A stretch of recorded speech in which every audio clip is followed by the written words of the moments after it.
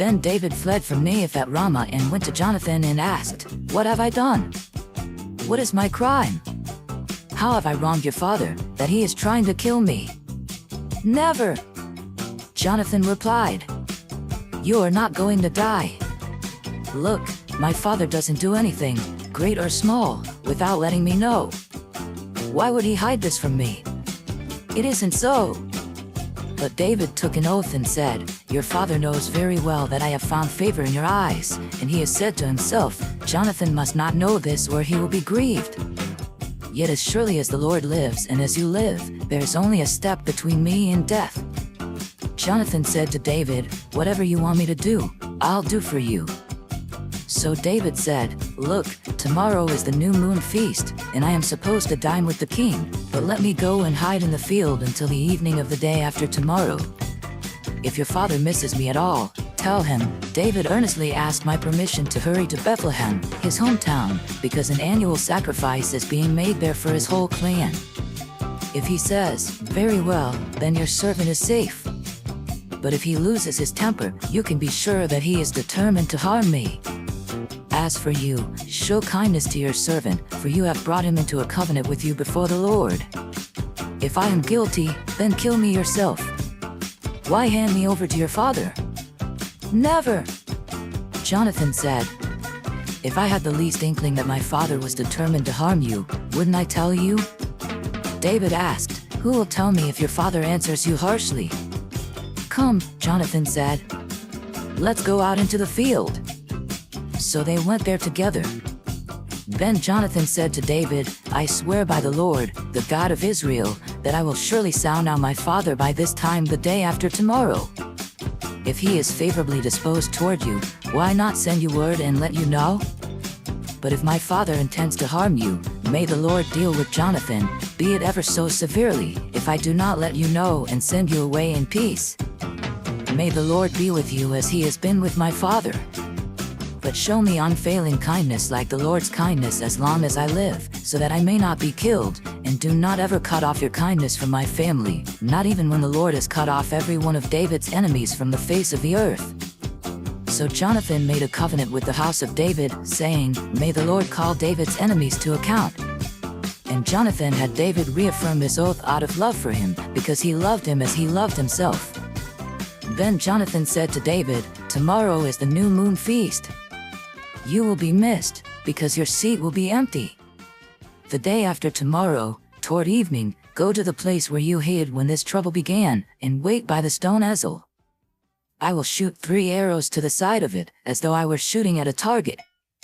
Then I will send a boy and say, 'Go, find the arrows.' If I say to him, 'Look, the arrows are on this side of you, bring them here,' then come, because, as surely as the Lord lives, you are safe, there is no danger. But if I say to the boy, 'Look, the arrows are beyond you,' then you must go, because the Lord has set you away.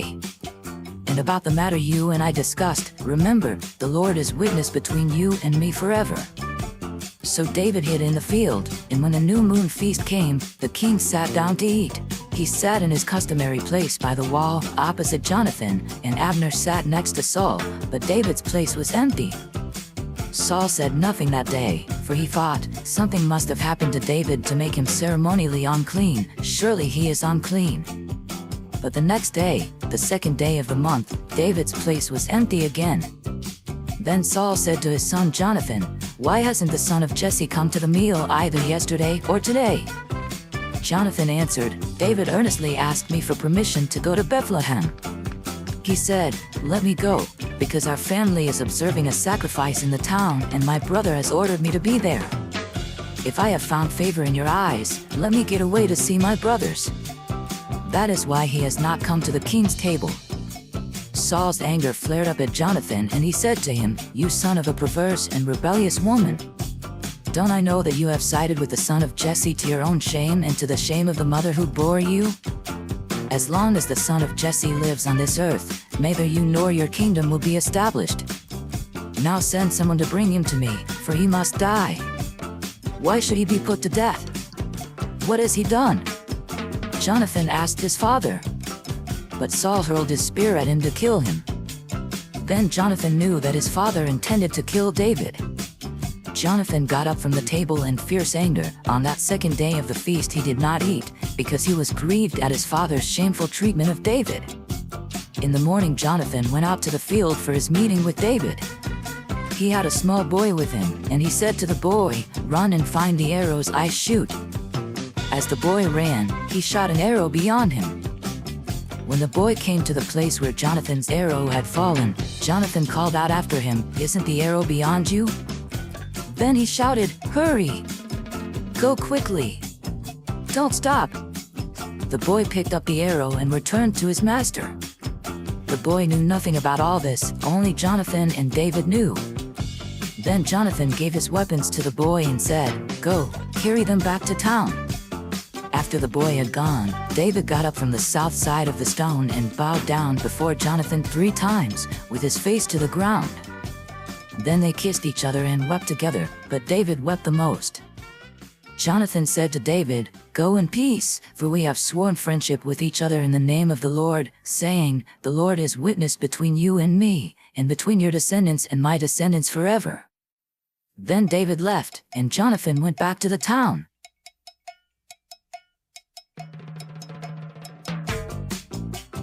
Come, follow me, and I will send you out to fish for people.